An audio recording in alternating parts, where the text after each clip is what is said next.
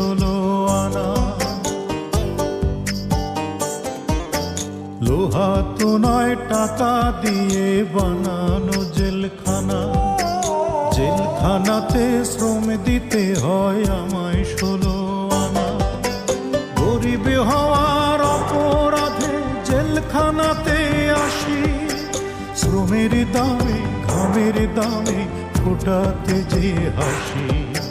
মায়ের মুখের হাসি, আমি জেলখানাতে আসি। মা গো মা।